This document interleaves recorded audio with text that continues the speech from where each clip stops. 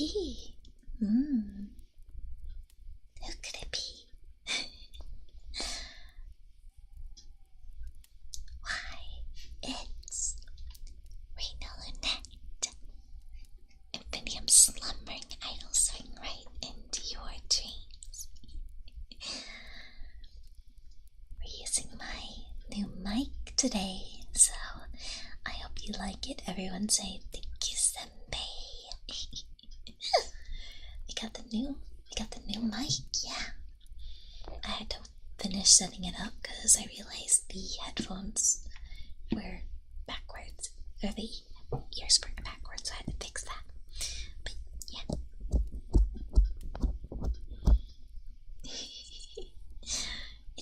It's good so far. It's very good, yeah.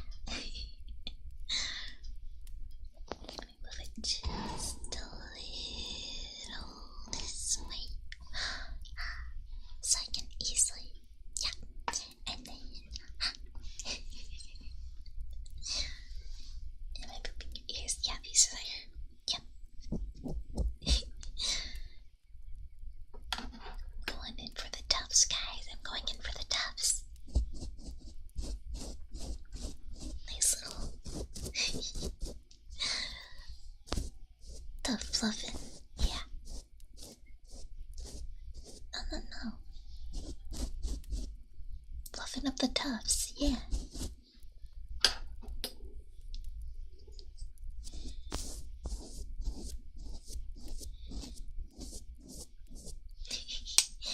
Well, technically, owl tufts aren't ears. No. They're to ward off predators and to also show up their prey. To be like, fear me, fear me. Which, speaking of fear, we're gonna be reading some scary stories to tell in the dark. And what better way to tell scary stories than by a campfire?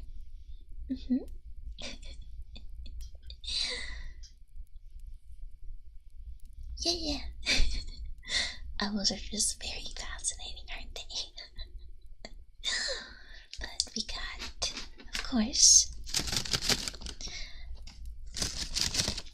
I brought some marshmallows for us to roast. Of course, I have my handy dandy mug of what tea did I use? I don't remember what tea. I have a sip.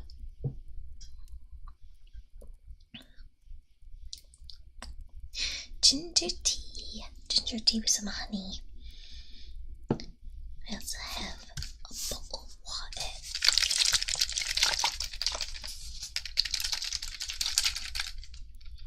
Also, how is the volume? Do I need to turn it down any? I know with the previous ASMR, it was a bit on the quiet side, so I just want to make sure this one is okay. You have your marshmallows. Oh, you might even hear the train. And what else? Where are my stream usuals? Yeah, here's a him. Because I use this after pretty much every story. My lip oil and my lip balm. So first I'm gonna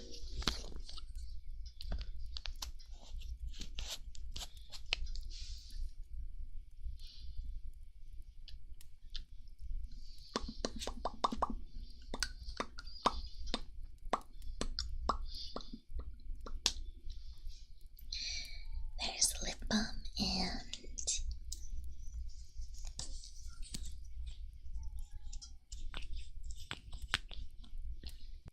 there's, I probably need to get some more lip oil. This one's running out.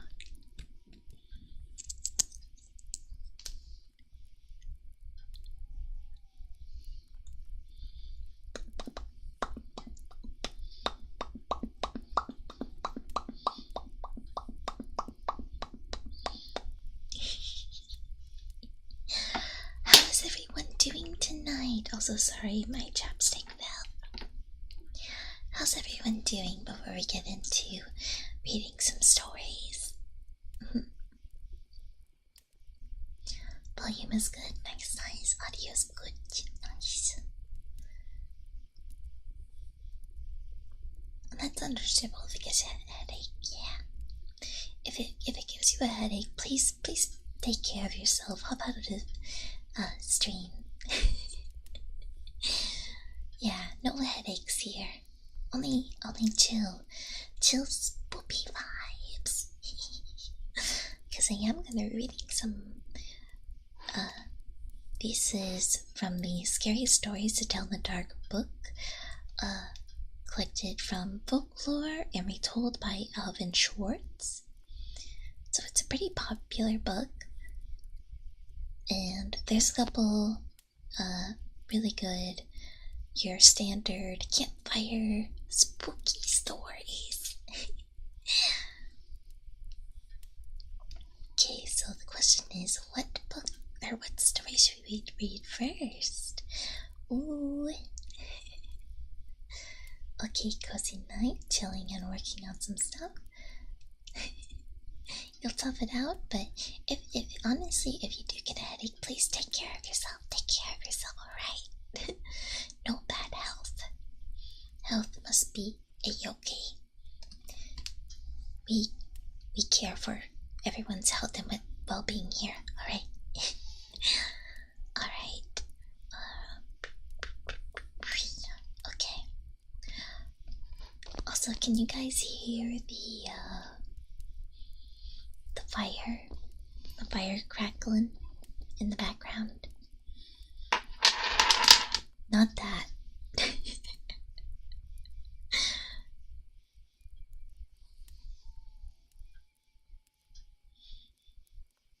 It might be very quiet. Yes. Okay. Good. I want it to be subtly there. Oh, it's very quiet.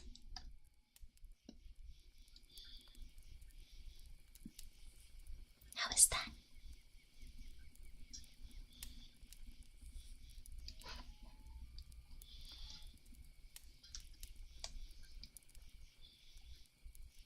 Is that better?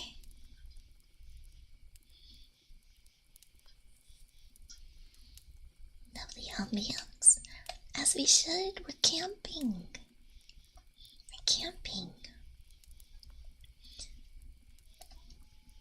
I don't want to overpower it too much. Let me just, I'll lift it up a little bit more.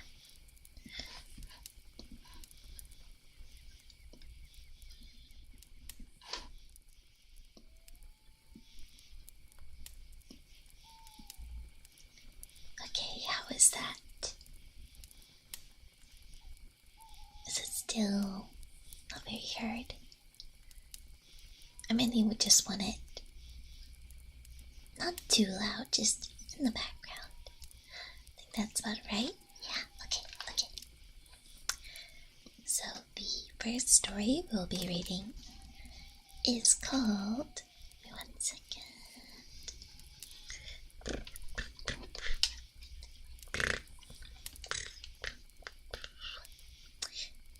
The Hook.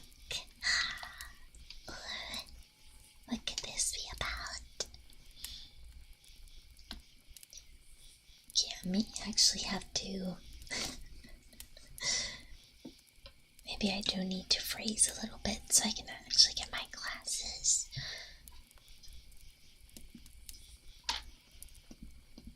Alright, I'm just gonna make text big.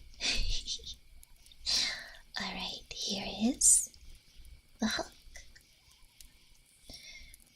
The reports had been on the radio all day, though she hadn't paid much attention to them. Some crazy man had escaped from the state asylum. They were calling him the Hook Man, since he lost his right arm and had it replaced with a hook. He was a killer, and everyone in the region was sworn to keep watch and report anything suspicious. But this didn't interest her. She was more worried about what to wear on her date. Oh my gosh. After several consultation calls with friends, she chose a blue outfit in the very latest style and was ready and waiting on the porch when her boyfriend came to pick her up in his car. They went to a drive-in movie with another couple, then dropped them off and went parking in the local lover's lane.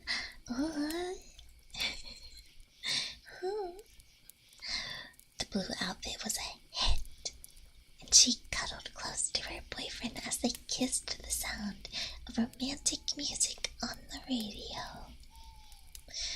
Then the announcer came on and repeated the warning she had heard that afternoon.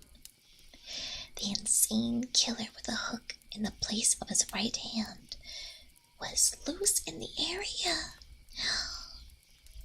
Suddenly, the dark, moonless night didn't seem romantic to her.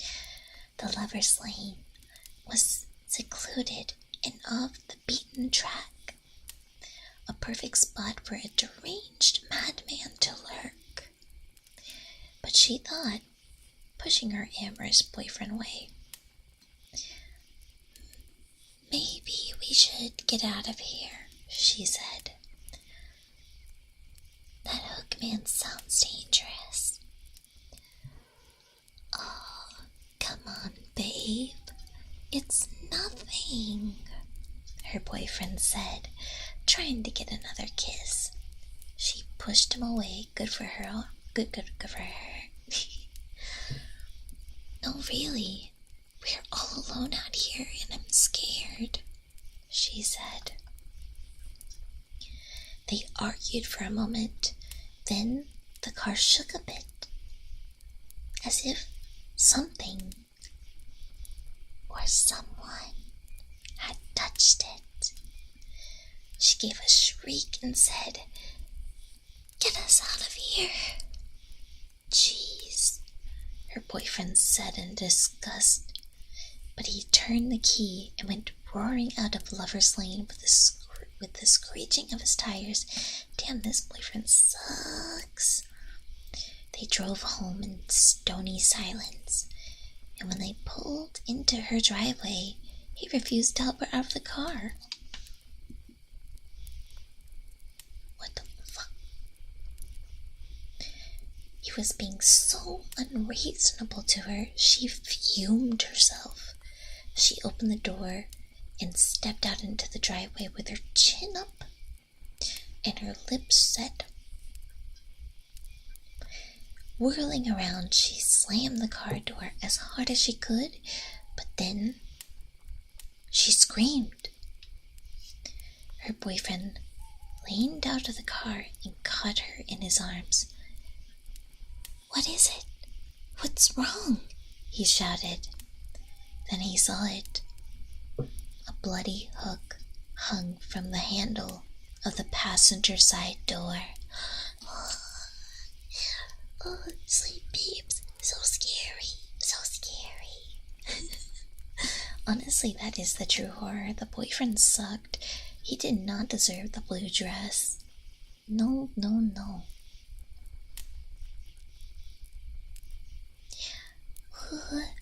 See, in the end, she's the one who saved them.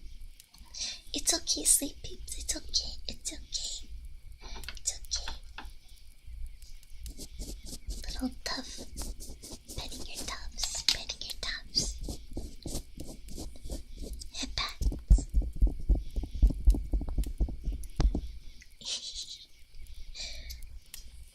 Would it help if you had a marshmallow? Check a marshmallow. Okay, the ASMR of opening this bag will not be pleasant, but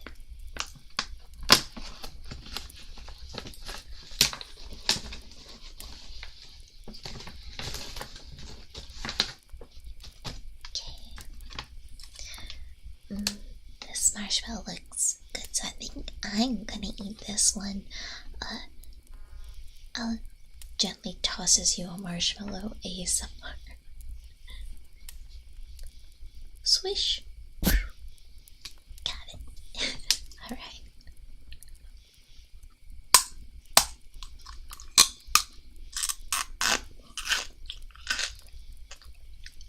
Oh, these went really stale. They went so stale. These are freeze-dried marshmallows, but they went very stale. It's fine. It's fine. It still tastes like the marshmallow.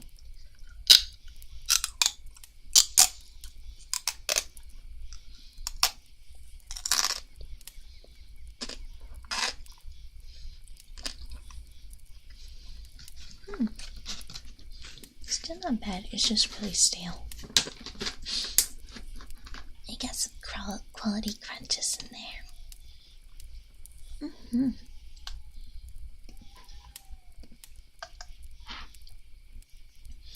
let me take a little sip.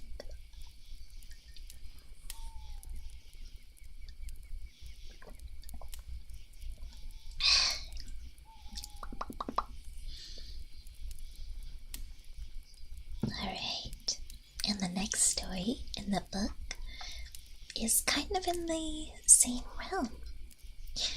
It is called High Beans, but it's also known as The Killer in the Backseat. I swear it's not me. I'm not the one in the backseat, I swear. Alright, are you guys ready? Hold up, I gotta crack my knuckles, so get ready for some joint poppin' ASMR.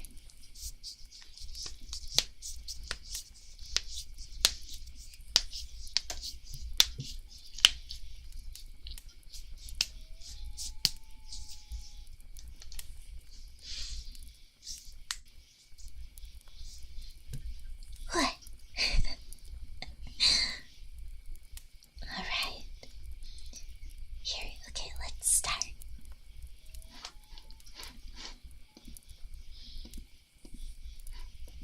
A senior high school student lived on a farm about 8 miles away and used her blue sedan car to drive back and forth. The girl drove into town one night to see a basketball game. The girl then drove back home after the game, but as she pulled away from the school, she noticed a red pickup truck following her out of the parking lot. A few minutes later, the truck was still behind her. The girl thought that they were going in the same direction, so she soon began to watch the truck in her mirror. When she changed her speed, the driver of the truck changed his speed. When she passed a car, so did he. Then he turned on his high beams, flooding her car with light. He let them on for almost a minute. He probably wants to pass me, she thought. But she was becoming uneasy. Usually she drove home over the back road. Not too many people went that way, but when she turned onto that road, so did the truck. I've gotta get away from him, she thought, and began to drive faster and faster. Then he turned on his high beams again. After a minute, he turned them off. Then he turned them on again and off again, on again, off again. She drove faster. She drove even faster, but the truck driver stayed right behind her. Then he turned his high beams on once again. Once more, her car was ablaze with light. What is he doing? She wondered. What does he want? Then he turned them off again, but a minute later, he had them on again and left them on. At last, she pulled into her driveway and the truck pulled right in behind her. She jumped from her car into the house. "Call the police!" she screamed at her father. Out of the driveway, she could see the driver in the truck. He had a gun in his hand. When the police arrived, they started to arrest him, but he pointed at the girl's car. "You don't want me," he said. "You want him." Crouched behind the driver's seat, there was a man with a knife.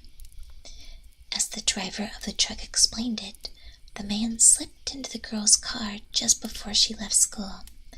He saw it happen, but there was no way he could stop it. He thought about getting the police, but he was afraid to leave her, so he followed her. Each time the man in the back seat reached over to overpower her, the driver of the truck turned on his high beams. Beams.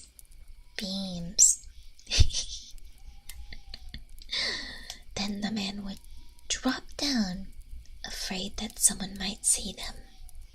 The end.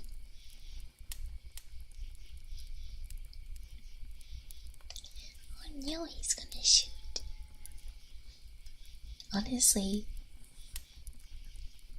it would have been pretty baller if, like, while he was driving and protecting her, he pulled the gun out and then he shot the guy in the back seat. But then she might be like, and yeah, that could cause a wreck and maybe she would have died too. But I'm thinking a big scenario here. But ooh, spooky.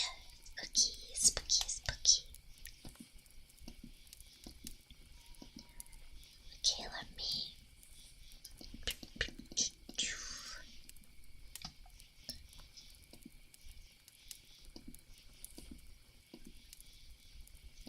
Oh, an owl. There's an owl in the book. Alright, so this one is basically the first story of Strange and Scary Things, which is Scary Stories to Tell in the Dark, and it's titled Strange and Scary Things. And there's an owl there. It's me. I'm it. I'm the creature. La creatura. Alright. Me once again.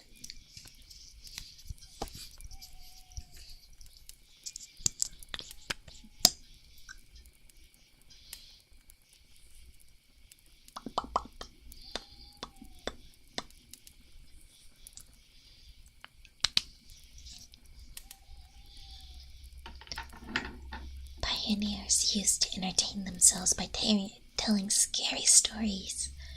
At night, they might gather in somebody's cabin or around a fire and see who could scare the others the most. Some girls and boys in my town do the same thing today. They get together at somebody's house, they turn all the lights off, and eat popcorn and scare one another to death. You see if I can turn. Okay, I can't do full screen. Alright. Telling scary stories is something people have done for thousands of years. For most of us, like being scared in that way. Since there isn't any danger, we think it's fun. There are a great many scary stories to tell. There are ghost stories, tales of witches, boogeymen, zombies, and vampires. There are tales of monstrous creatures and of other dangers. There's even stories that make us laugh at all the scariness. Some of these tales are very old. and they are told around the world, and most of them have the same origin. They are based on things that people saw or heard or experienced, or thought they did. Many years ago, a young prince became famous for a scary story he started to tell, but did not finish. His name was Mamilius, and he was probably 9 or 10 years old. William Shakespeare told about him in The Winter's Tale. It was on a dark winter's day that his mother, the queen, asked him for a story. Have a good night, and sweet dreams.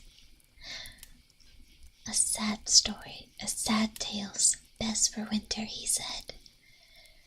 I have one of sprites and goblins. Do your best to frighten me with your sprites, she said. You're powerful at it. I shall tell it softly, he said. Yon crickets shall not hear it. Then he began. There was a man dwelt by a churchyard, but that's as far as he got. For at that moment, the king came in and arrested the queen and took her away. And soon after, Mamilius died. No one knows how he would have finished his stories. If you started as he did, what would you tell? Most scary stories are, of course, meant to be told. They are more scary that way. But how you tell them is important. As Mamilius knew, the best way is to speak softly so that your listeners lean forward to catch your words, and to speak slowly so that your voice sounds frightening. The best time to tell these stories is at night, in the dark and the gloom. It is easy for someone listening to imagine all of the strange and scary things. Alright, that just seems like an epilogue, and then when you turn the next page as a scarecrow going, ah! Hello, welcome. Okay, this is the story I kept running into, so I'm gonna read it because it was on every Campfire recommendation list, and it's of course in this book. The scarecrow was literally me. Let me adjust really quickly on this chair because I'm like leaning into the mic. The story here is called The Big Toe. The Big Toe. 1 second. Zoom in, enhance on that big toe. There we go. Alright.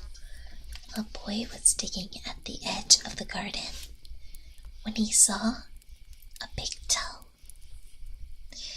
He tried to pick it up, but it was stuck to something. So he gave it a good hard pull, and it came off into his hand.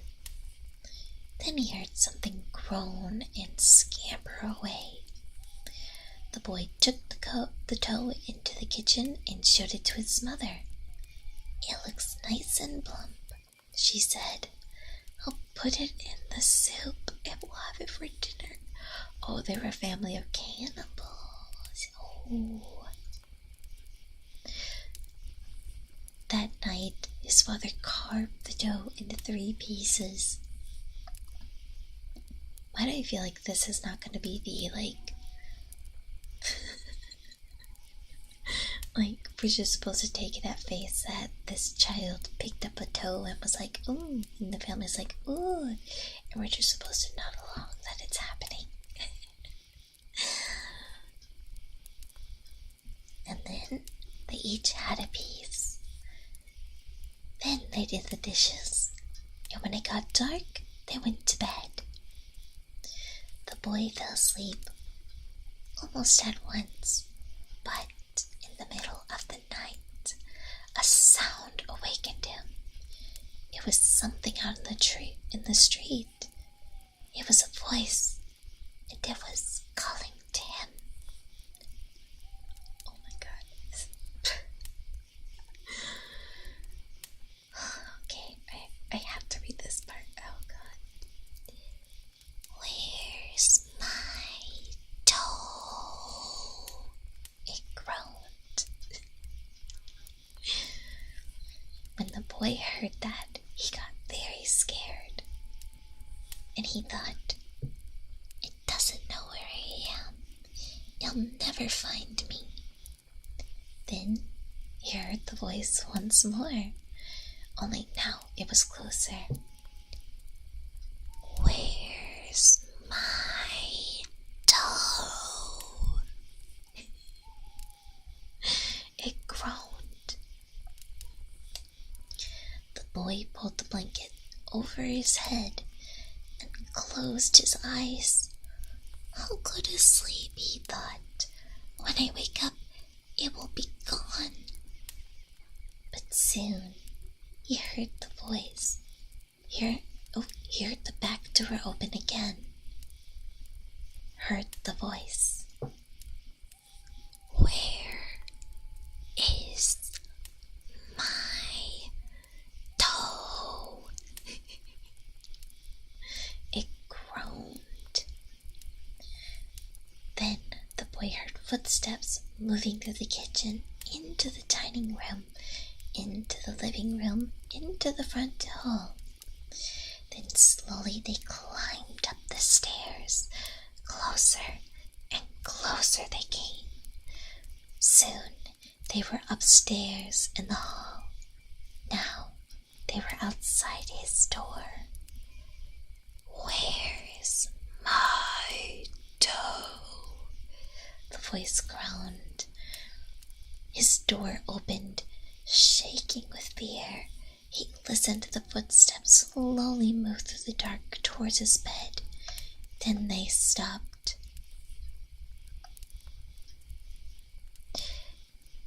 This is when I'm gonna point to Rin. I'm pointing at Cell, and I say, you got it! You got the toe!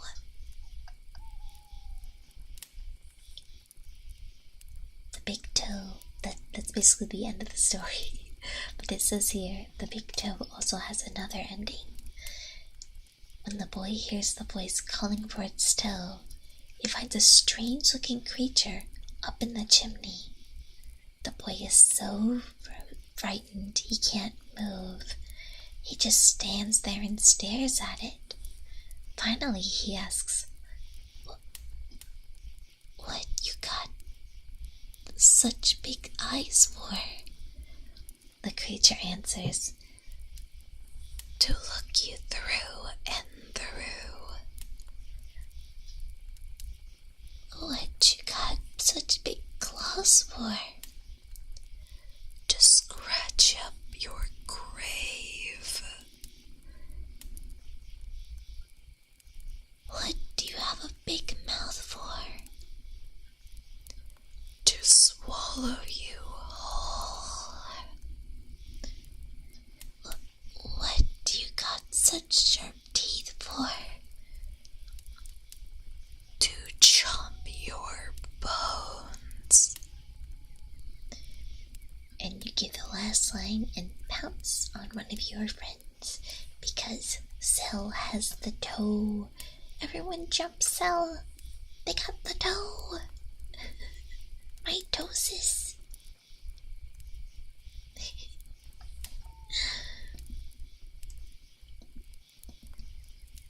Okay, let me see.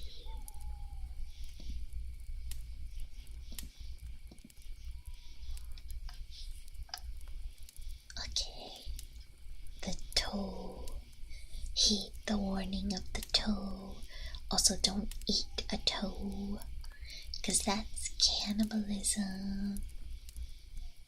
Unless it's like chicken feet. Those are good. But I don't know. I am an owl.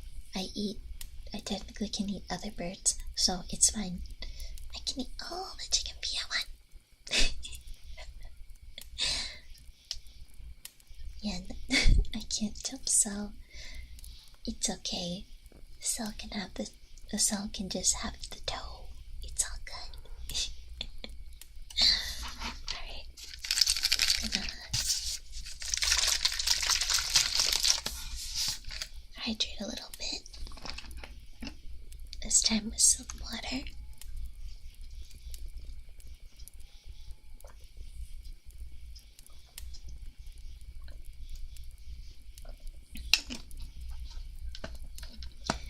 Wait, was it Tamago's toe? Was Tamago the one who lost a toe? Fair trade. So can have it. Like, it might be good luck. So hang it on a keychain. Alright. The next story. The Thing. Ted Martin. Let me start that again. Ted Martin and Sam Miller were good friends. They spent a lot of time together. On this particular night, they were sitting on a fence near the post office, talking about one thing or another. There was a field of turnips across the road. Suddenly they saw something crawling through the field and stand up and look. It looked like a man, but in the dark, it was hard to tell for sure. Then it was gone. Soon it appeared again. It walked halfway across the road and turned back and went back into the field. Then it came out a third time and started towards them. By now, Ted and Sam were scared. They started running. But when they finally stopped, they decided that they were being foolish. They weren't sure what had scared them, so they decided to go back and have a better look. I don't know about that. Pretty soon they saw it, for it was coming to meet them. It was wearing black pants, a white shirt, and black suspenders. Sam said, "I'm going to try to touch it. Then we will know if it's real."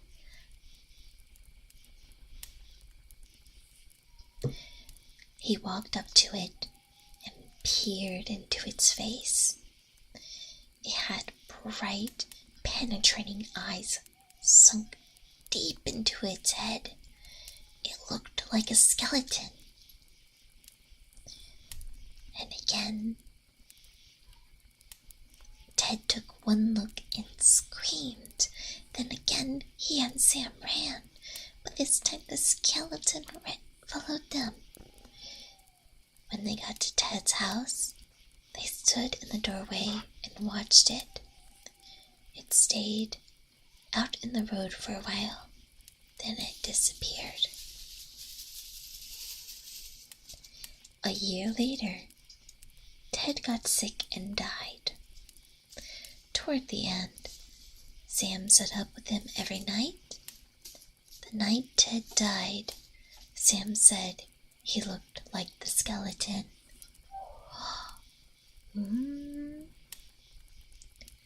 Ooh, maybe the skeletons were the friends we made along the way.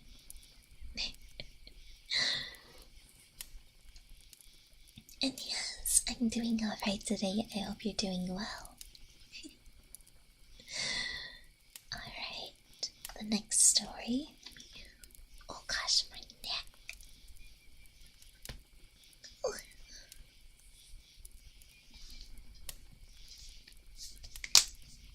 Oh, that was a good one.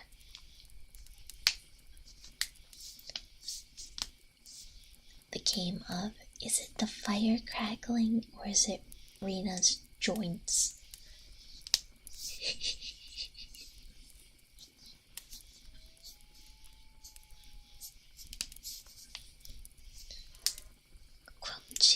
Crunchy indeed. Alright. The bones.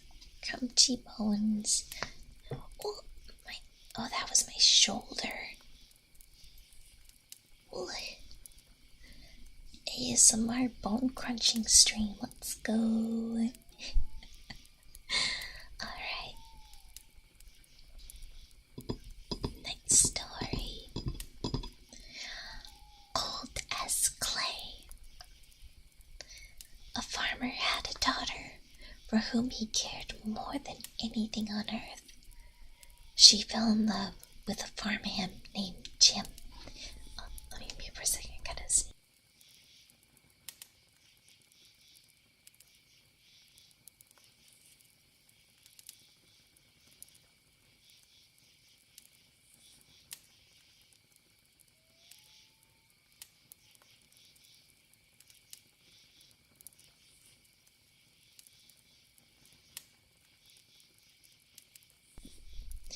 Okay, let me restart that. Sorry. A farmer had a daughter for whom he cared more than anything on earth. She fell in love with a farmhand named Jim.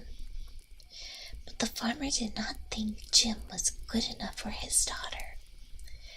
To keep them apart, he sent her to live with her uncle on the other side of the country.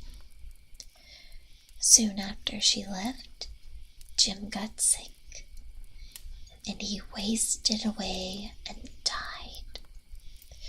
Everyone said he died of a broken heart. The farmer felt so guilty about Jim's death, he could not tell his daughter what had happened. She continued to think about Jim and the life they might have together.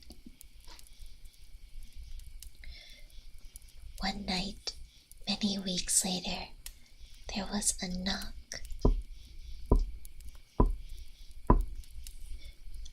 on her uncle's door. When the girl opened the door, Jim was standing there. "Your father asked me to get you," he said. "I came on his best horse." "Is there anything wrong?" she asked. "I don't know," he said. She packed a few things and they left.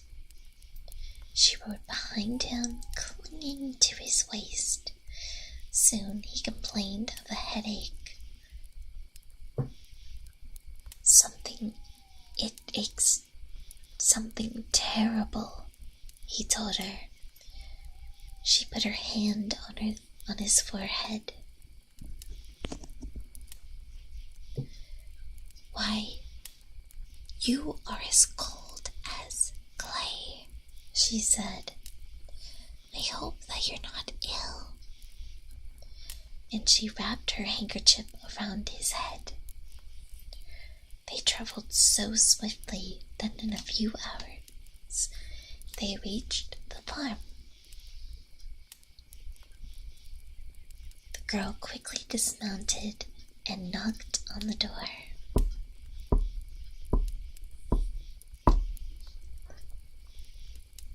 Her father was startled to see her. "Didn't she asked. No, I didn't, he said. She turned to Jim, but he was gone, and so was the horse. They went into the stable to look for them, but the horse was there, but it was covered in sweat and was trembling with fear. But there was no sign of Jim.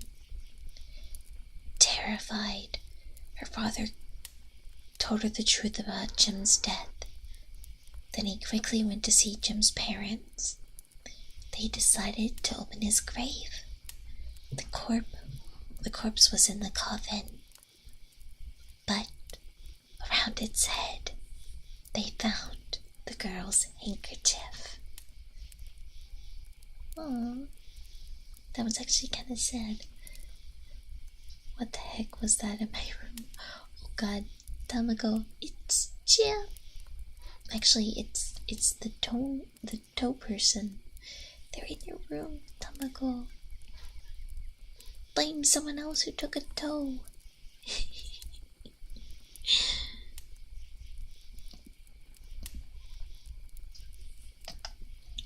One sec.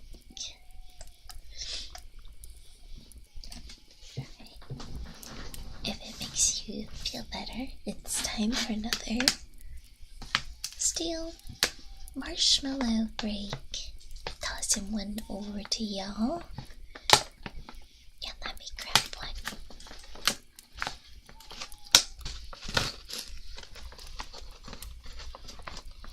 Maybe I can get half of one. There we go.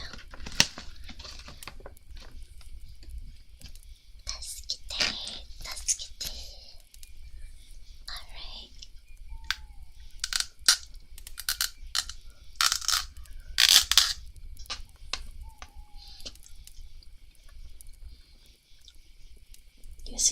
Running this with the teeth is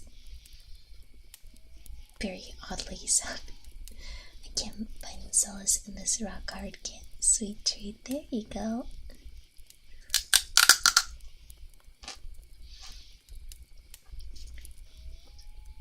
It's a campfire, you have to have marshmallows.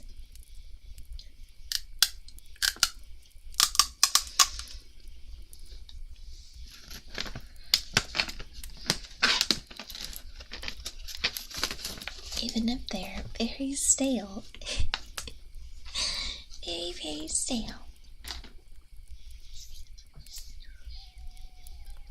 Okay, the next story is the haunted house. Oh, spooky, scary house. Let's hope this isn't Tamako's house. One time, a preacher went to see if he could put a haunt to rest at a house in his settlement. The house had been haunted for about 10 years. Several people had tried to stay there all night, but they always would get scared out of the haunt.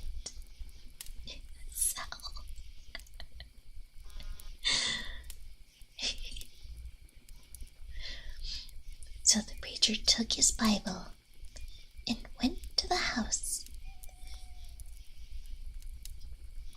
built himself a good fire, and lit a lamp. Sat there reading the Bible. Then, just before midnight, yummy, favorite bee. Leaving that to sell. Then, just before midnight, he heard something start up in the cellar. Walking back and forth. It sounded like someone was trying to scream and got choked. Then there was a lot of thrashing around and struggling. And finally, everything got quiet. The old preacher took up his Bible again, but before he could start reading, he heard footsteps.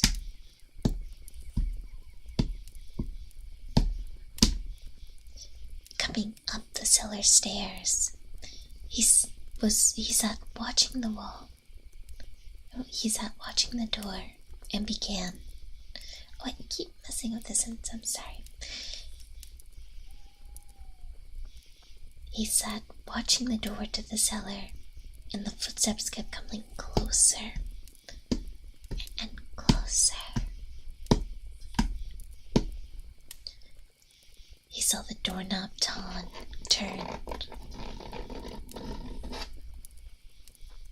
When the door began to open, he jumped back and hollered, "What do you want?"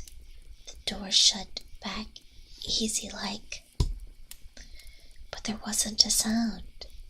The preacher was trembling a little bit, but he finally opened the Bible and read a while. Then he got up and laid the book on the chair and went to mending the fire. Then the haunts started walking again.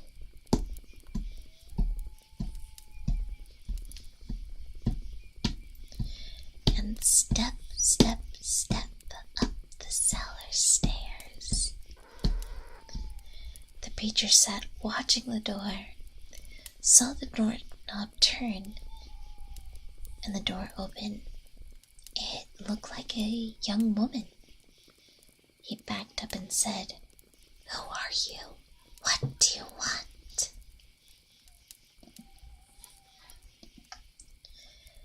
The haunt sort of swayed like she didn't know what to do. Then she just faded out. That's a mood. The old preacher waited and waited, and when he didn't hear any more noise, he went over and shut the door. He was sweating and trembling all over the place, but he was a brave man. He thought he'd be able to see it through. So he turned his chair to where he could watch. He sat down and waited.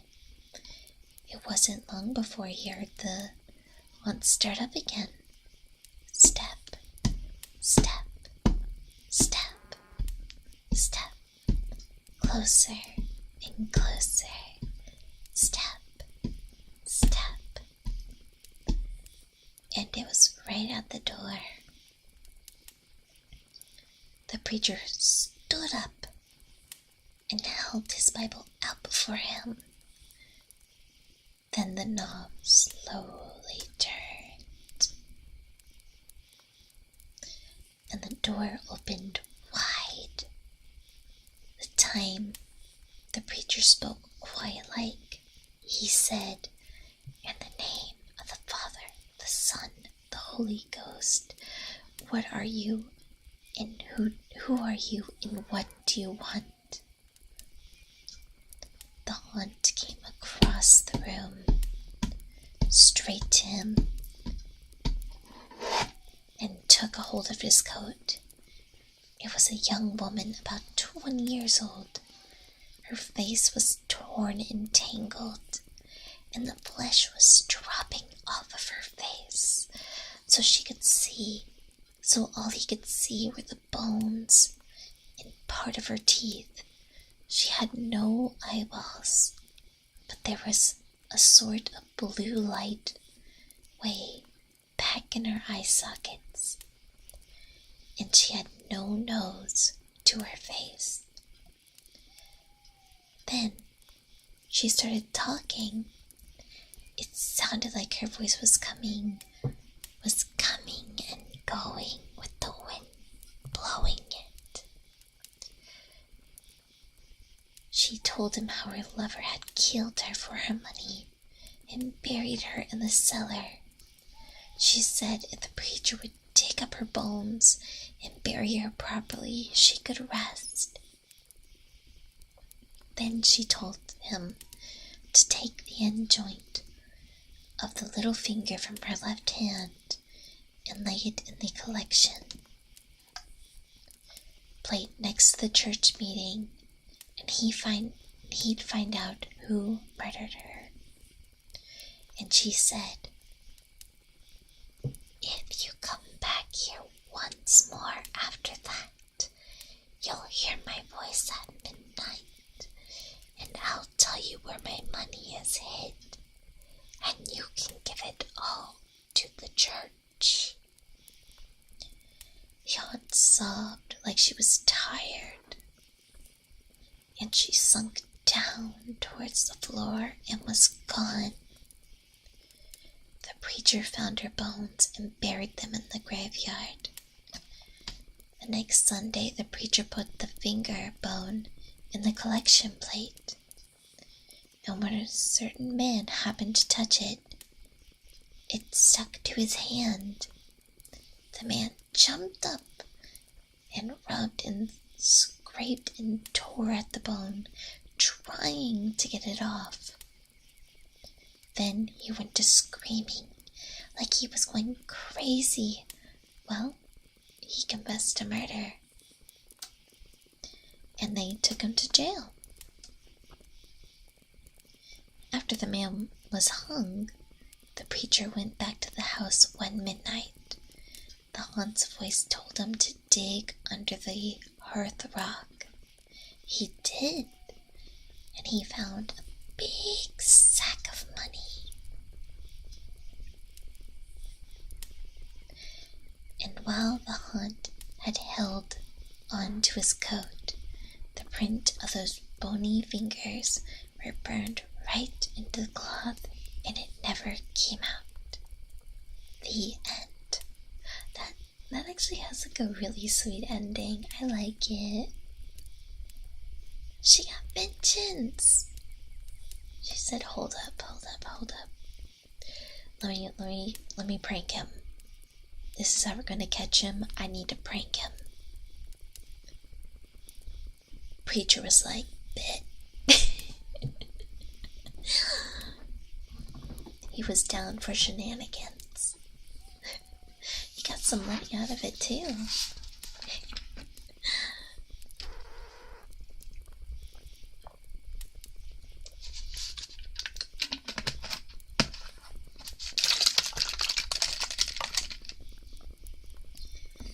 Alright, let me see.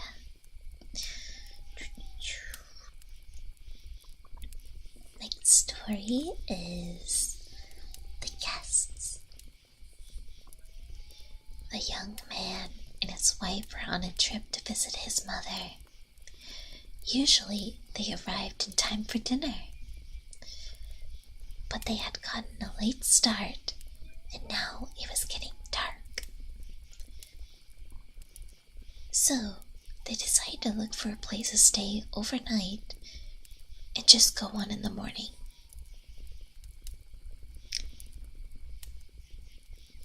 I know the Rocky Horror Picture Show. I know where this is going. There's a light over at the Frankenstein place. Maybe I should go to a haunted mansion. Might end up making your money back. Exactly. You can't be scared. Can't be scared of it. Go in there and hope for the best. And if you end up getting an evil spirit or demon attached to you, there's easy ways to help exorcise the demon.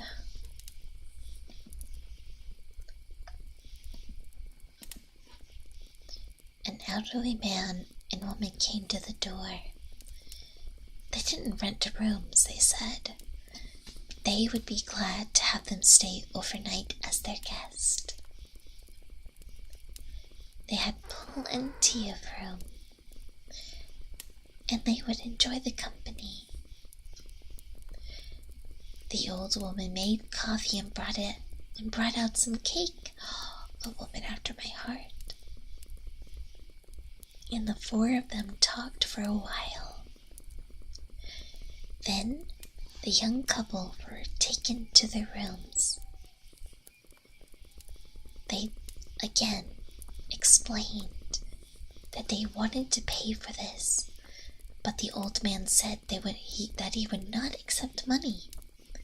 The young couple got up early the next morning before their host had awakened. On the table near the front door, they left an envelope with some money on it for the room. Then they went on to the next town. They stopped in a restaurant and had breakfast. When they told the owner where they stayed, he was in shock.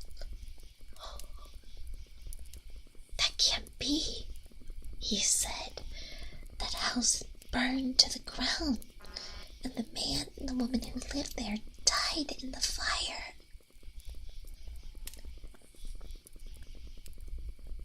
The young couple could not believe this, so they went back to the house.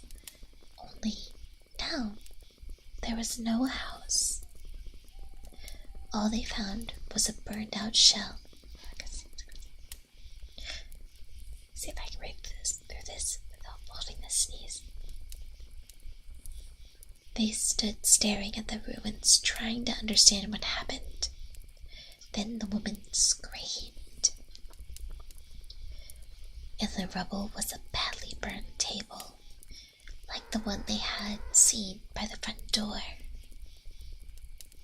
On the table was the envelope they had left that morning. The end. I didn't sneeze on ASMR. I had a gremlin sneeze. Trying to keep the vibes chill. You don't want to be jump scared by like my gremlin / dad sneeze. This one. The next one is, it says it's a song, but it can be read as a poem. Now, do you leave the money or take it back at that point? I kind of want to say leave the money because you never know if the spirits are going to be like, what the heck? What the heck? Why? Why would you do that? We hosted you, although we said like we don't pay our rooms. It's like a spiritual offering. Come on, what the hell? I'd be in the spirit of the stories.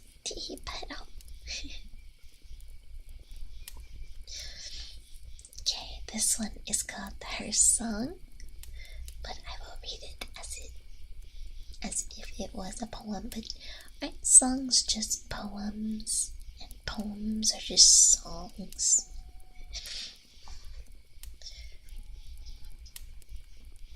Don't you ever laugh as a hearse goes by. For you may be the next to die. They wrap you up in a big white sheet, from your head down to your feet.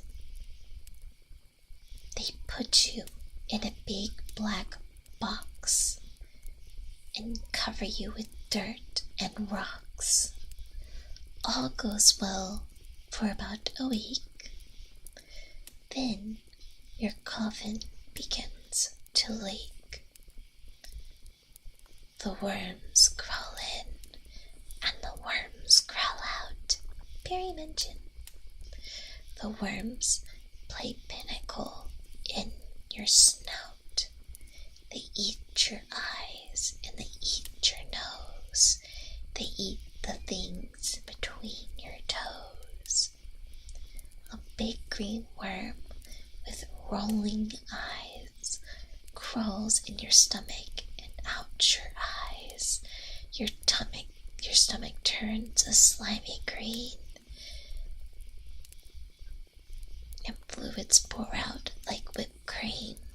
You spread it on a slice of bread, but that's what you eat when you are dead. Ew!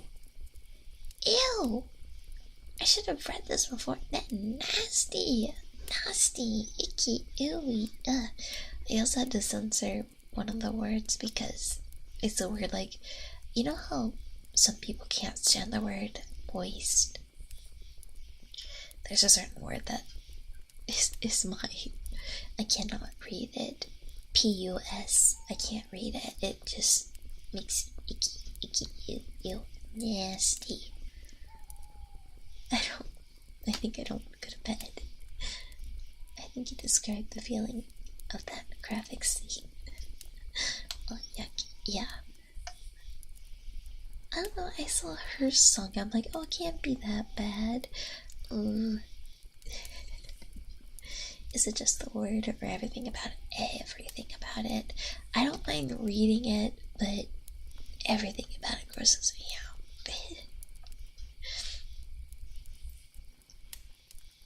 Oh, and right next to this one, let me see about some of the other stories.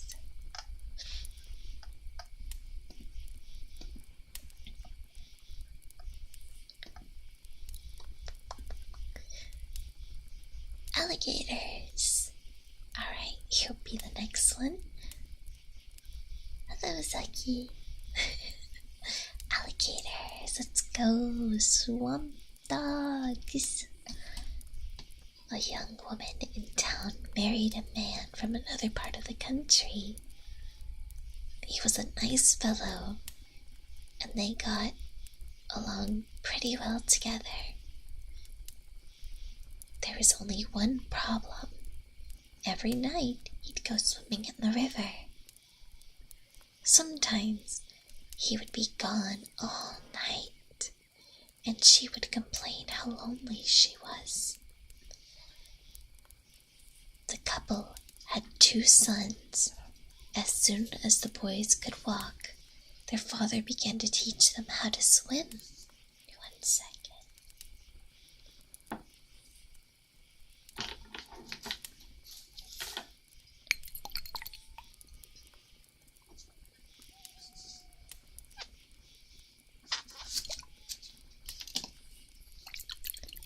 Here we go.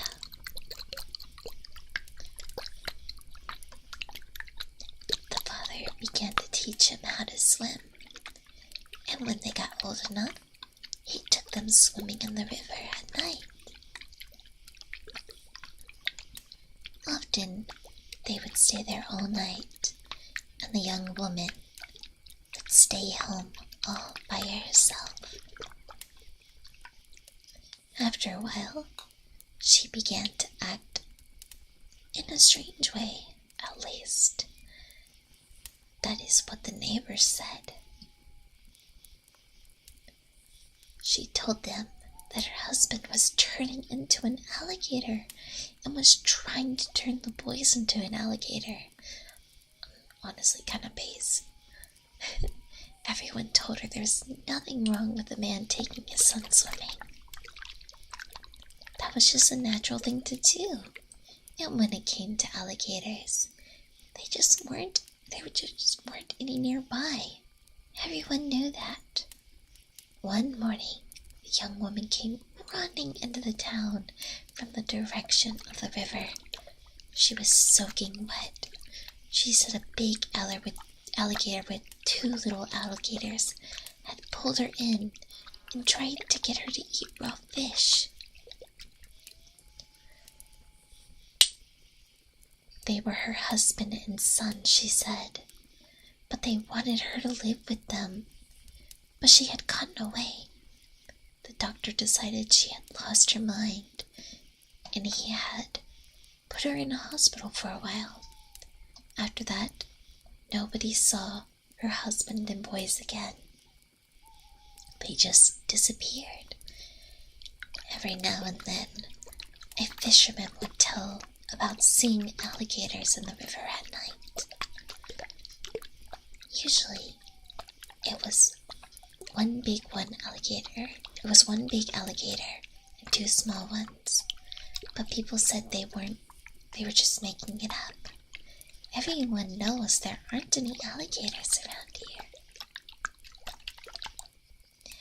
Yeah, I even got the water sound effects. These are my little ice globes. They have like these little styrofoam things that cover them, which can be heard if I have it on here. So it's just easier to take them off. Goosebumps core. Honestly, yeah. This is some Animorph stuff right here. But I don't think turning into an alligator is scary. I think that's fine.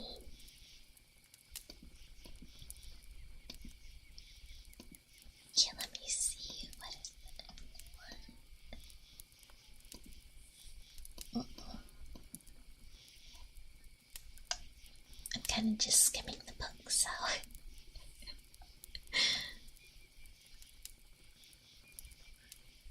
Oh, this one is called The Dead Man's Brain. Let me get the brain out here.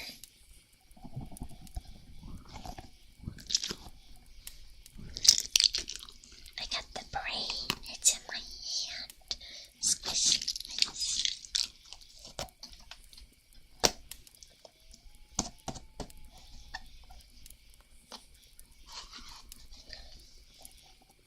Alright. This scary story is a scary game that people play at Halloween. Ooh, so maybe we got an idea. Maybe we got an idea to do something for Halloween. It's a squish ball. It's a stress ball that has like slime and the beaded gels in them. So it's a nice squish.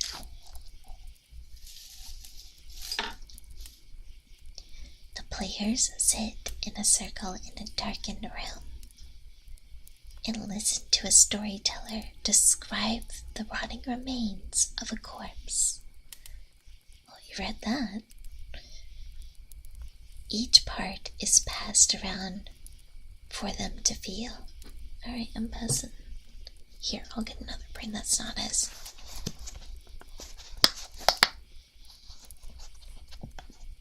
Here's another.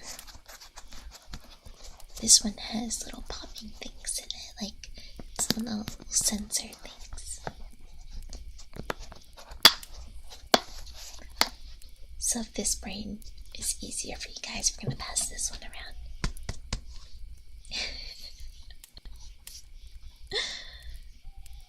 In one version, a player is out if he or she screams or gasps in fear.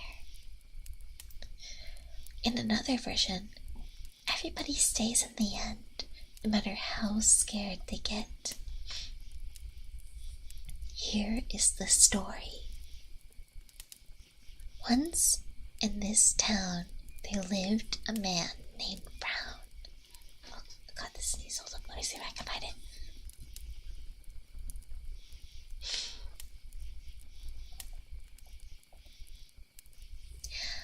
Okay. Once in this town, there lived a man named Brown. It was years ago, on this night, that he was murdered out of spite. We have here his remains. First, let's feel his brains, which in parentheses reads, a wet squishy tomato, which is honestly, this is perfect.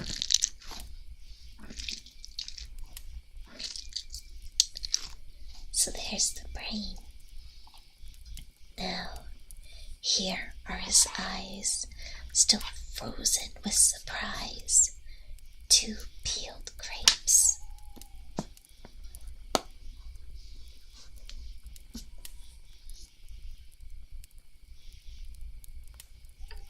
Here is his bone, is his nose, a chicken bone.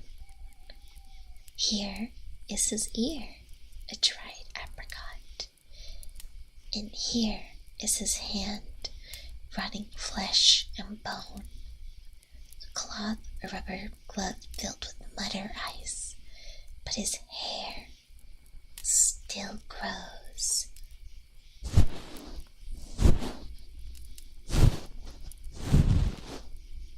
A handful of corn silk or a wet fur of yarn.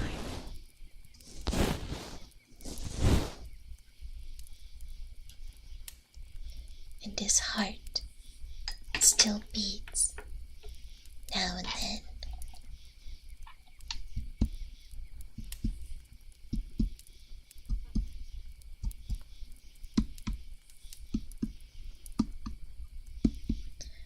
A raw piece of liver. And his blood still flows. Dip your fingers in it. It's nice and warm. A bowl of ketchup thinned with warm water.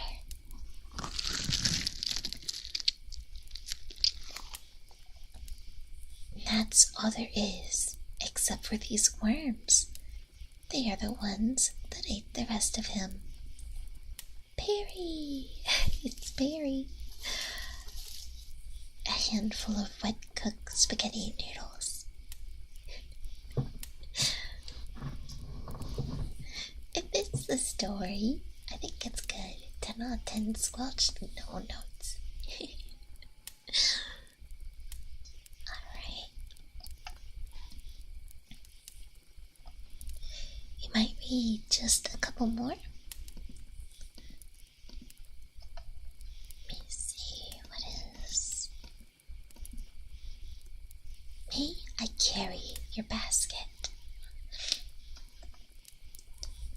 Sam Lewis spent the evening playing chess at his friend's house. It was about midnight when they finished their game and he started home. Outside, it was icy cold and as quiet as the grave. He came home and turned in the road. He was surprised to see a woman walking ahead of him. She was carrying a basket covered with a white cloth. When he caught up to her, he looked to see who it was. But she was so bundled up against the cold, it was hard to see her face. "Good evening," Sam said. What brings you out so late?" But she didn't answer. Then he said, "May I carry your basket?" She handed it to him. From under the cloth, a small voice said, "That's very nice of you." And that was followed by wild laughter. Sam was so startled he dropped the basket. And out rolled a woman's head. He looked at the head and stared at the woman. "It's her head," he cried. Then he began to run, and the woman in her head began to chase him. Soon the head caught up with him. It bounded into the air and sunk its teeth into his left leg. Deserved. Sam screamed with pain and ran faster. But the woman in her head stayed right behind. Soon the head leaped into the air again and bit into his other leg. Then they were gone. The end. Honestly, if I'm just minding my own business and someone's like, "Oh, I can help you with the basket," and then screams at you and runs away, yeah, I'm gonna chase you, I'm gonna bite you. Maybe I don't want to have a head at the moment. Maybe I just want to carry it in a basket. Rude. I'm on the woman's side. I support women's rights and women's wrongs.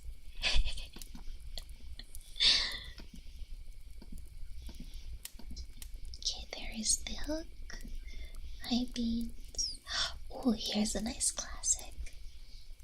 Writing this down on how to get Wait.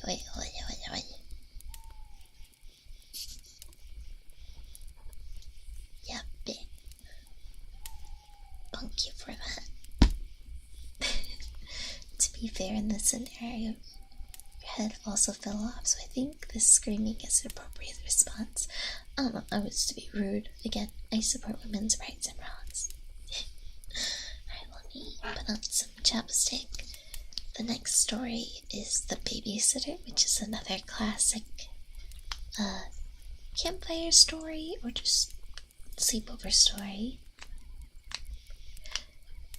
I've heard there's like multiple different versions of the babysitter though, so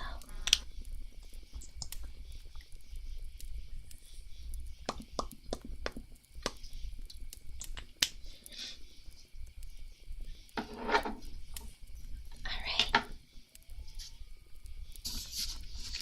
I also drink a little bit.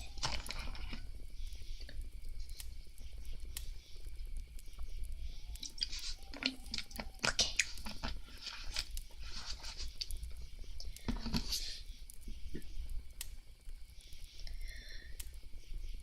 It was 9 o'clock in the evening. Everybody was sitting on the couch in front of the TV. There was Richard, Brian, Jenny, and Doreen, the babysitter. The telephone rang. "Maybe it's your mother," said Doreen. She picked up the phone. Before she could say a word, a man laughed hysterically and hung up. "Who was it?" asked Richard. "Some nut," said Doreen. "What did I miss?" At 9:30, the telephone rang again. Doreen answered it. It was the man who had called before. "I'll be there soon," he said, and laughed and hung up. "Who was that?" the children asked. "Some crazy person," she said. About 10 o'clock, the telephone rang again. Jenny got it. Got to it first. "Hello?" She said. It was the same man. "One more hour." He once again laughed and hung up. "Wait, pretty soon now." And he laughed. "Why are you doing this?" she screamed, and he hung up. "Was it that guy again?" asked Brian. "Yes." "I'm going to call the operator and complain." The operator told her to call back if it happened again, and she would even trace the call. At 11 o'clock, the telephone rang again. Doreen answered it. "Very soon now." And he laughed and hung up. Doreen called the operator. Almost at once, she called back. "That person is calling you from the telephone upstairs," she said. "You better leave. I'll call the police." Just then, a door upstairs opened, and a man they had never seen before started down the stairs towards them. As they ran away from the house, he was smiling in a very strange way. A few minutes later, the police found him there and arrested him. The end.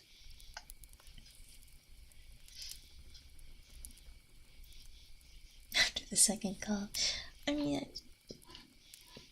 she's like a babysitter. Who knows how old she is?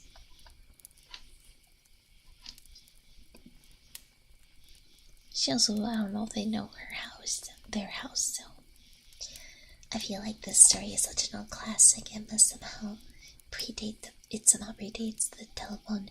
Exactly, it's such like a good old campfire or just sleepover story, and there's so many different interpretations of it and endings of it. Sometimes it's flipped that the babysitter is actually part of it, and yeah, there's just multiple different versions. It's always nice to read. It definitely predates the telephone. Alright, let's see.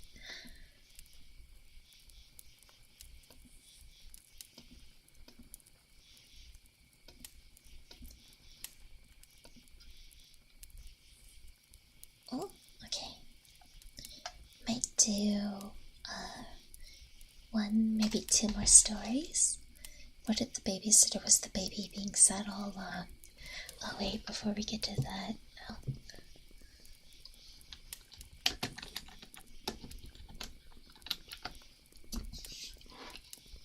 Let me read this one. I think this was originally like either a 2-sentence one or... Oh yeah, it was on Twitter.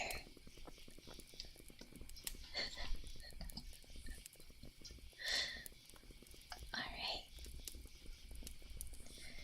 So, you're with your honey and you're making out when the phone rings. You answer it and the voice is, "What are you doing with my daughter?" You tell your girl and she said, "My dad is dead."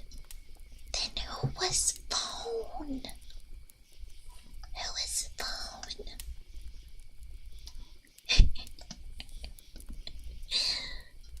What if Rina said, "Hut, hut, hut, hut, hut, hut, hut, hut, hut, hut, hut, hut, hut." Classic, yeah. Since that one is mainly on just like, it's a parody of a creepypasta that was done on Twitter. I think that one was okay for me to read on stream.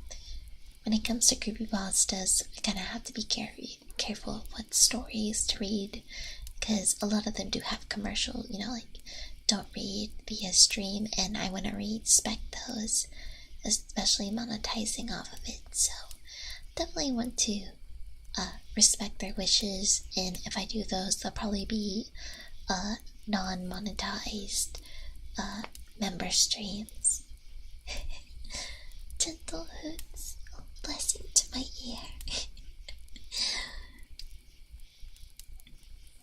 Sunday the likes are copyrighted.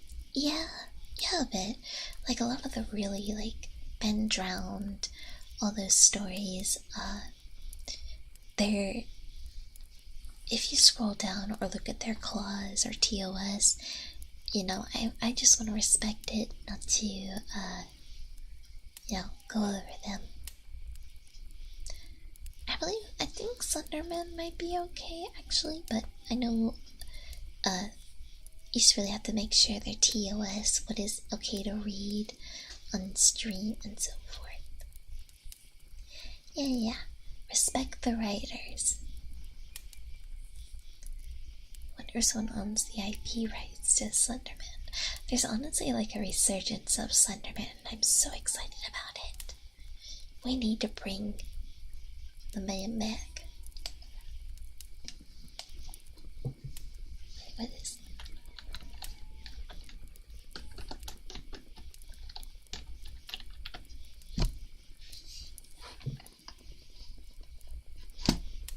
Oh, sorry. I just have to read one of my favorite parody videos.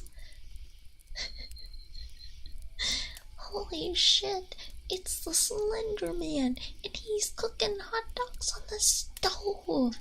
Hey, you hungry home invader, stop raiding our refrigerator. Yikes, he just whacked me with a warm wiener twice. Wait, you ain't got no lips? How the hell can you eat those potato chips? Wow! Knock it off, you skinny son of a bitch. Quit stealing our food and go buy a frickin' sandwich, you bony bastard. Oh, look at this place. It's a disaster.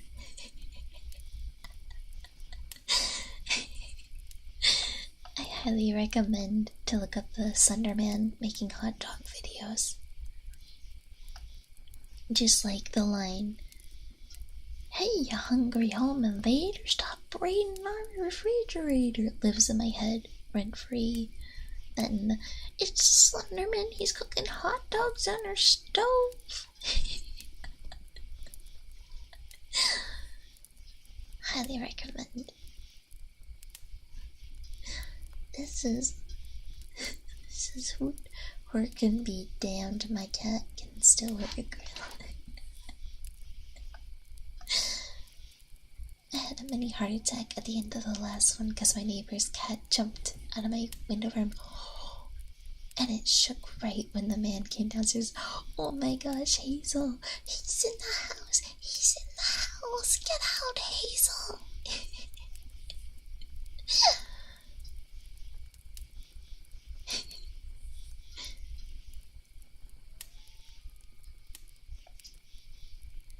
Partially being slapped twice. That's really the only time you'll ever hear me saying something like that, and it's in the context of it's an actual hot dog. So it's a funny video. Alright, let's read 2 more stories and we'll call it there. The one I landed on was The Ghost with the Bloody Fingers. Alright, you guys ready? Let me get a sip really quickly.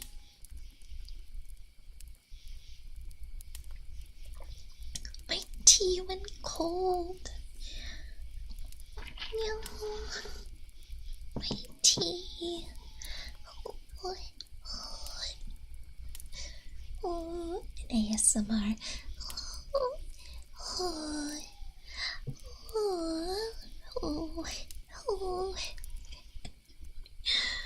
Alright.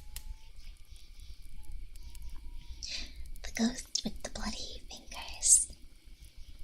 A businessman arrived at a hotel late last night and asked for a room. The room clerk told him the hotel was all filled up. There was only one empty room, he said. But we don't rent that one because it's haunted. I'll take it, said the businessman. I don't believe in ghosts. The man went up to the room. He unpacked his things and he went to bed. As soon as he did, a ghost came out of the closet. Good for him. Good for the ghost. Its fingers were bleeding, and it was moaning, "Bloody fingers, bloody fingers." When the man saw the ghost, he grabbed his things and ran. The next night, a woman arrived late. Again, all the rooms were taken except for the haunted room. "I'll sleep here," she said. "I'm not afraid of ghosts." As soon as she got in the bed, the ghost came out of the closet. Again, congratulations, ghost. Its fingers were bleeding and it was still moaning, "Bloody fingers, bloody fingers." Man, this is on par with the toe story. And the woman took one look and ran. A week later, another guest arrived very late. He also took the haunted room. After he unpacked, he got out his guitar and began to play. Soon the ghost appeared. As before, its fingers were bleeding and it was moaning, "Bloody fingers, bloody fingers." The man paid no attention. He just kept strumming and playing his guitar, but the ghost kept moaning and its fingers kept bleeding.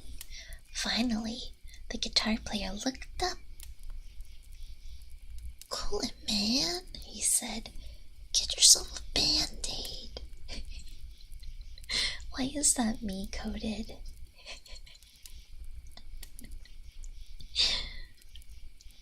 Seeds goes with bloody fingers. Take a chill pill. Come on, you're okay.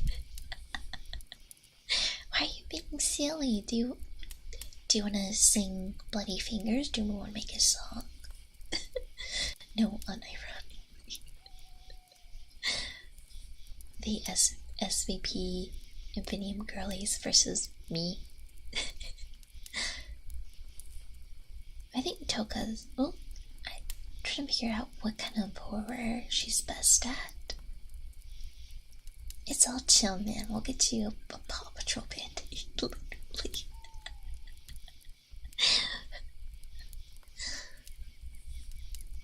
Hearing a ghost going spooky with a hoarse voice, and you offer it a lozenge. Yeah. And also you go, hey, yeah, congrats on coming out of the closet. I'm proud of you. Let's get you some band-aids.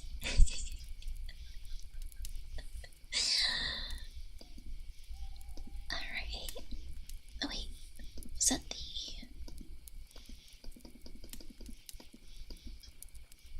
That was the final story. Hold up.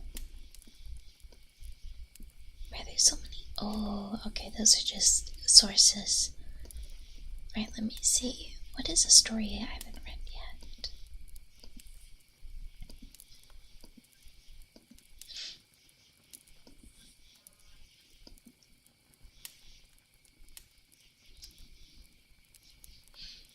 Let me look at these really quickly.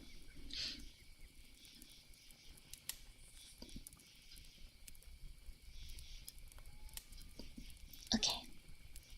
The Slay Ghost. Yes, queen. Honestly, making girly pop with the ghost. That just sounds like a great time. Making some girly pop. I'll be strumming the guitar and they'll go, bloody fingers, bloody fingers, bloody fingers. Alright, the final story of the night. The girl who stood on a grave. It honestly does. Some boys and girls were at a party one night, and there was a graveyard down by the street, and they were talking about how scary it was. Don't ever stand on a grave after dark. Don't stand on a grave, period. In my, humble opinion, do not stand on a grave. Disrespectful. One of the boys said, the person inside will grab you. He'll pull you under. That's not true. One of the girls said, it's just a superstition.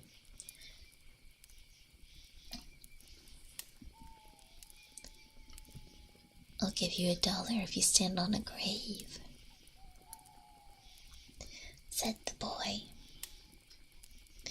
Graves don't scare me, said the girl. I'll do it right now. The boy handed her a knife. Stick this knife in one of the graves, he said. Then we'll know you were there. The graveyard was filled with shadows and was as quiet as death. There was nothing to be scared of, and the girl told herself, but she was scared anyway. She picked out a grave and stood on it. Then she quickly bent over and plunged the knife into the soil. And she started to leave, but she couldn't get away. Something was holding her back. She tried a second time to leave, but she couldn't move. She was filled with terror. Something has got me, she screamed, and she fell to the ground. When she didn't come back, the others went to look for her, they found her body across the grave. Without realizing it, she had plunged the knife through her skirt and pinned her to the ground. It was only the knife that held her. She had died of fright.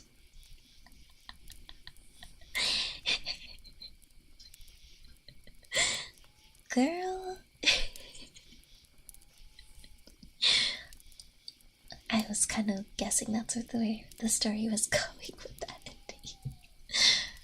Damn, she died for $1. I mean, what a full rookie mistake, classic Thunder. What a. That's natural selection right there. That is incredibly tear resistant skirt. For real, what is that skirt made of? Like, come on. I know my cape is pretty durable, so maybe if I stuck a knife in it, it wouldn't really move. So if anyone has $1, alright,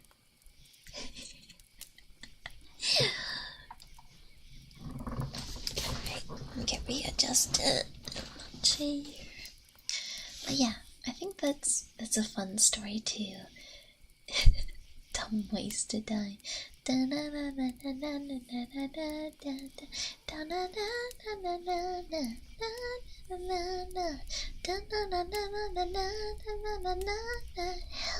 Help me. I don't know the words. Puts 20 on the ground. Rina, look. What? Alright, well, I search to see who we will be raiding into. I'm also going to eat one more stale marshmallow. I might finish the one I was chewing on, and we will salute the bag. I wonder if I can actually melt these. I might melt these instead of throwing it away. Can you? Wait, you can, because like you put in freeze-dried. If you put freeze-dried marshmallows in hot chocolate, they do melt. So they're gonna take your Crocs, not my Crocs. Not all my Crocs. But if you put chips in the microwave, you can unsteal them. Ooh, I might try that. What happens when you put just a... Oh, Tamako, thank you for the $2. Alright, I'm gonna go stand on the grave, alright? I'm gonna stab it with a knife, and we'll see how durable the cape is. Crocs are comfortable. I used to be very anti-croc until, like, I got it. When you get it, you get it. I love slides. I have, like, a couple house slippers and slides for when I go into, like, the kitchen and outside or the garage. Crocs can be very fashionable, and they're just super cozy. Yeah, nothing wrong with Crocs. There's so many varieties out there. I don't have like the little jelly things to add into it though. I just have some plain Crocs. Alright, marshmallow.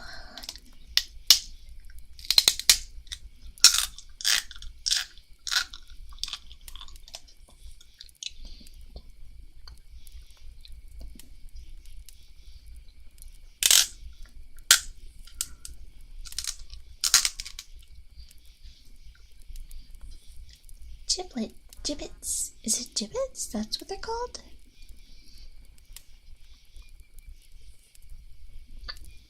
I didn't know that's what they were called. Honestly, good good merch idea. SVP little gibbets for your Crocs. Good merch idea.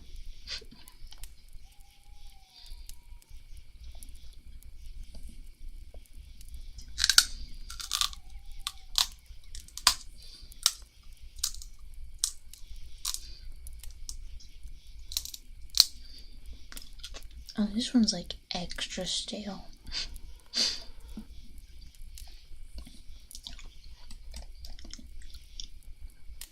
Alright, let's see who is on.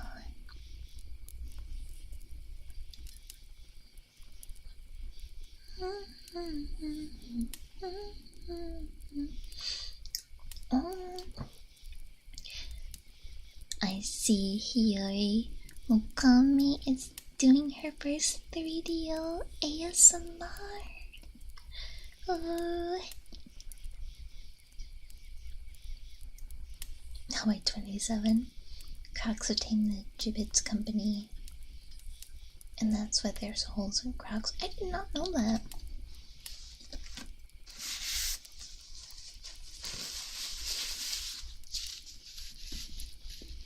I just assume that's just how Crocs were.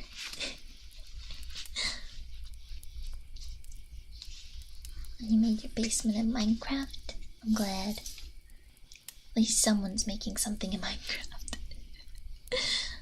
I did build the Rina or the Itzo sister tower. And maybe honestly before I end, I thought it was so cute that Itzo mama was just like excited about me and Adora playing Minecraft together. It was so cute. Like, mama. Itzo mama. Hello. Oh gosh, she watched me be a vandal. She knows I'm up to no good. I'm mischievous.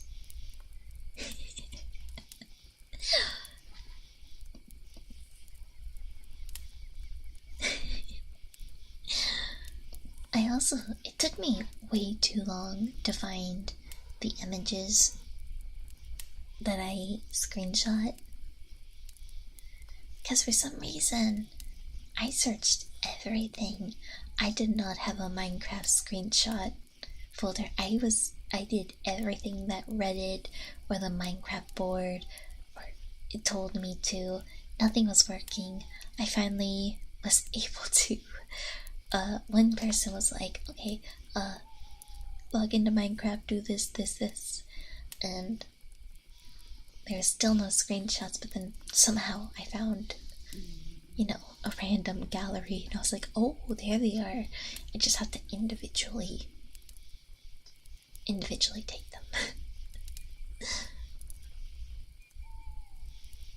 Oh, like, it's supposed to send to app data. I don't know why, because this was the same with the Disney collab, is that a couple of us could, well, especially me at the as well, we couldn't find the screenshots, so, like, it took a while. But yeah, I was like, no, I want to post pictures, oh my gosh, and it took me way too long to find them.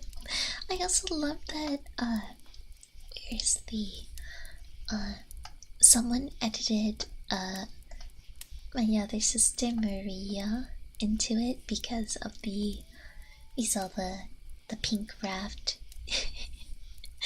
And I thought that was so cute. I made sure to send that in our sister chat. But yes. Alright, we are going to raid Hiyori. We're going ASMR to ASMR. Yeah, we have a little group chat together. I definitely mentioned it before.